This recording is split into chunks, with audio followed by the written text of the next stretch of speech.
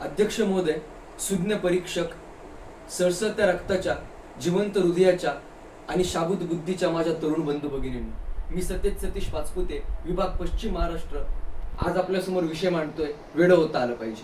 मित्रांनो, थोर ग्रीक तत्वज्ञ अरिस्टॉटल म्हणतात, no great mind has ever existed without a touch of madness.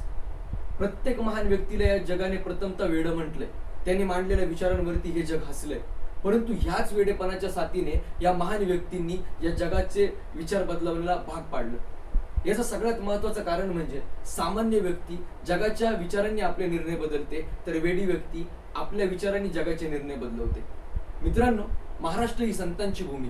संत ज्ञानेश्वर, संत तुकाराम, संत एकनाथ, जनाबाई, मुक्ताबाई, बहिणाबाई यांसारख्या संतांच्या विचारांनी परिपक्व झालेली ही भूमी.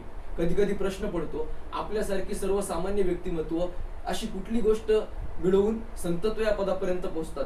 संत तुकाराम महाराज म्हणतात, संसार तापे तापिलो मी देवा, करिता या सेवा कुटुंबाची, वेढियलो चोरी अंतर्बाह्यात कारी, कनवन करी कोणी माझी, बहु पांगविलो बहु नागविलो, बहु जीव झाला कासा विस, लो तुका म्हणे यांचा संग नवे भला, शोधित विठ्ठला जाऊ आता, शोधित विठ्ठला जाऊ आता. मित्रांनो, भौतिक जगताने जीव कासवीस झालेल्या संत तुकारामांनी विठ्ठलाला शोधण्याचा निर्णय घेतला. तासन तास भंडारा डोंगरावर जाऊन त्यांनी विठ्ठलाची भक्ती केली. अन्न पाणी संसाराचा त्याग केला. त्यांच्या निर्णयाने सगळं जग त्यांच्यावर हसलं आणि त्यांना वेडं ठरवलं. परंतु त्यांनी आपला निर्णय बदलला नाही आणि शेवटी ईश्वराप्रती असलेली ही वेडी भक्तीच त्यांना संतत्व या पदापर्यंत घेऊन गेली. मित्रांनो, संत तुकाराम महाराज म्हणतात, देव पहावयासी गेलो, देव होवनी ठेलो. मित्रांनो, आपल्यातल्या वेडेपणाला योग्य दिशा देण्याचं कार्य भक्ती करते. म्हणूनच तर तुकाराम बोल्लोबा आंबिले हे जगद्गुरु संत श्रेष्ठ तुकाराम महाराज या पदापर्यंत पोहोचू शकले. मित्रांनो, सामान्य व्यक्ती इतिहास वाचते, तर ध्येयवेडी व्यक्ती इतिहास घडवते.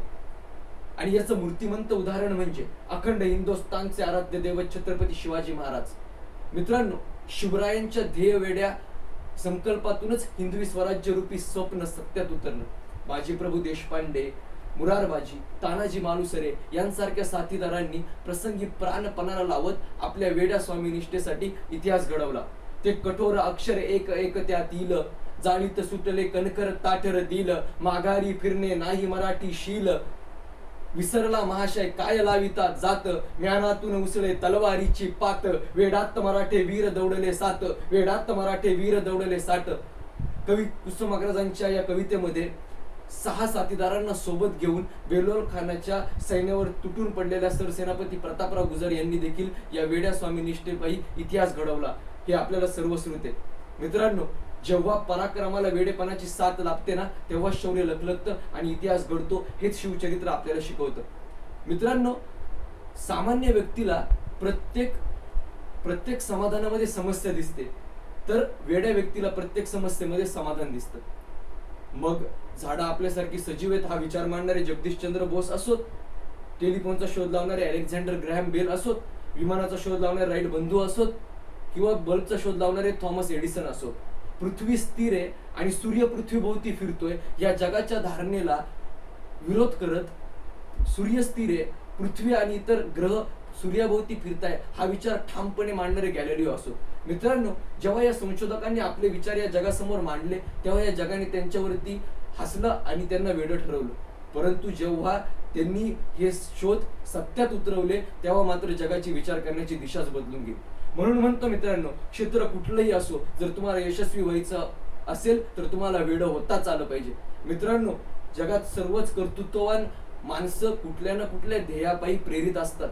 मग स्वातंत्र्याच्या इतिहासातील क्रांतिकारक असोत, स्वराज्य स्थापनेमध्ये योगदान देणारे छत्रपती शिवाजी महाराज असोत, किंवा आजच्या वर्तमान काळातील सामाजिक, राजकीय, आर्थिक, शैक्षणिक या वेगवेगळ्या क्षेत्रावरती कार्य करणारी ध्येयवेडी व्यक्तिमत्व असोत.